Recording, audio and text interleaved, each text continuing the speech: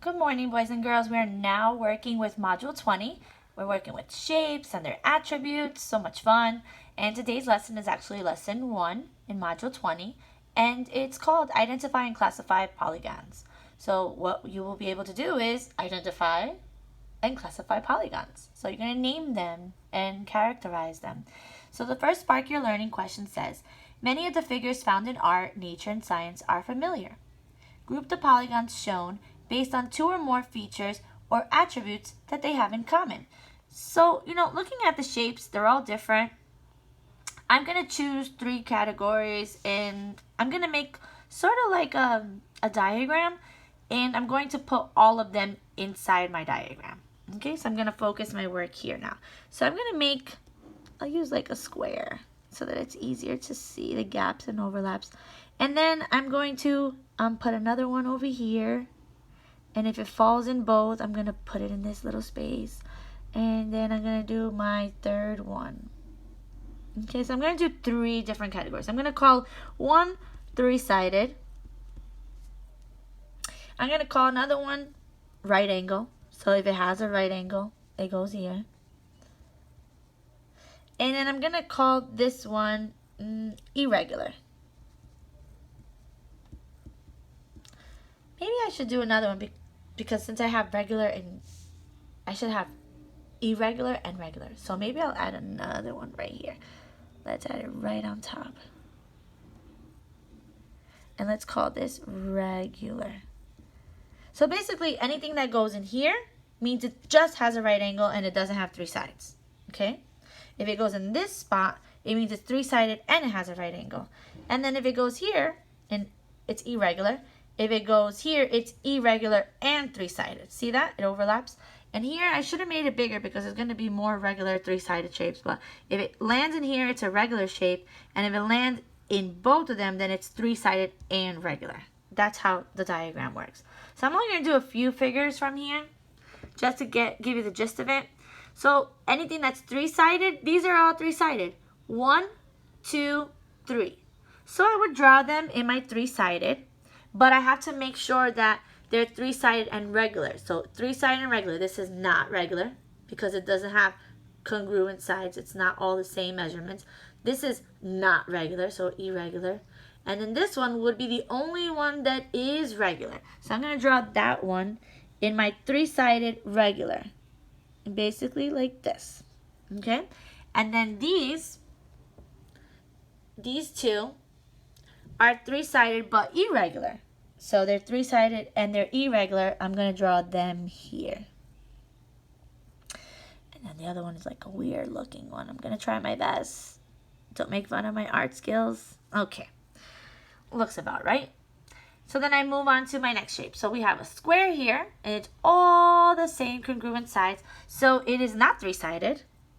It is 4-sided, but it is regular. And it also has a right angle. So, this regular one falls under regular and right angle. It's a square, perfect square. Then if I move on to, let's do this one. Let's see what you are. 1, 2, 3, 4, 5, 6. It's a hexagon. It's regular because all the sides, as you can see, are the same. So it's a regular hexagon. So I'm going to draw my hexagon here. I don't know if I even did that right. I'm horrible at this drawing. 1, 2, 3, 4, 5, 6. Yes, 1, 2, 3, 4, 5, 6. So give me a minute.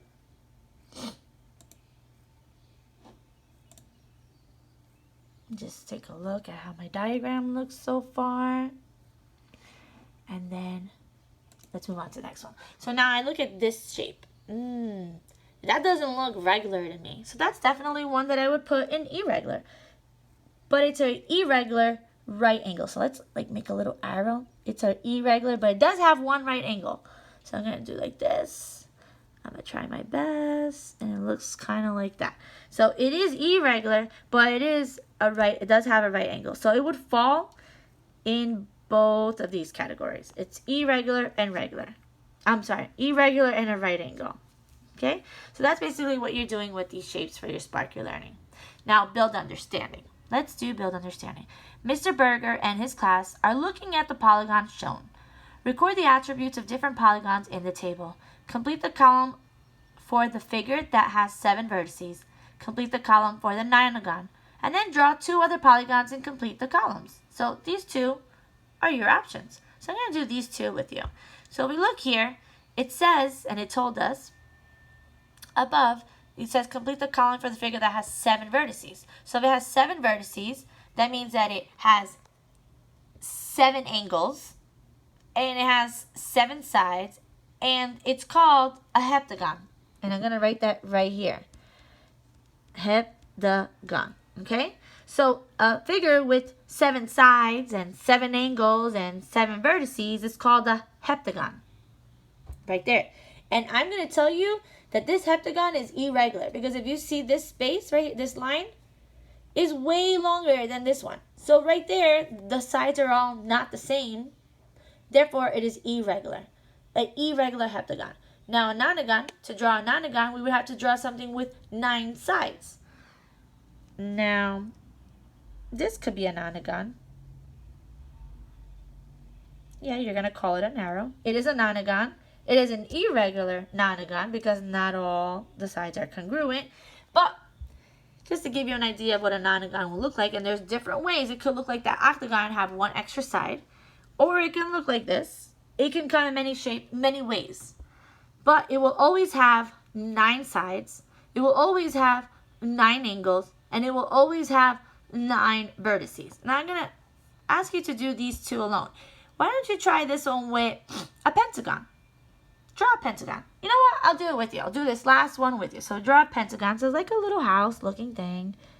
Okay. And then let's answer the questions. What is it called? It's called the pentagon. Okay. Well, how many sides does a pentagon have? Let's see. 1, 2, 3, 4, 5. How many angles does it have? 1, 2, 3, 4, 5. 5 angles. And how many vertices does it have? 1, 2, 3, 4, 5. 5 vertices. Okay, and I'll leave that last one open for you. You try your own. Part B. What do you notice about the attributes of each polygon? Well, I noticed that however many sides it has, it's the same number of angles and same number of vertices. So whatever sides should match the angles and vertices. That's what I noticed. Did you notice something different? Let me know in our WebEx call today. Enjoy the lesson.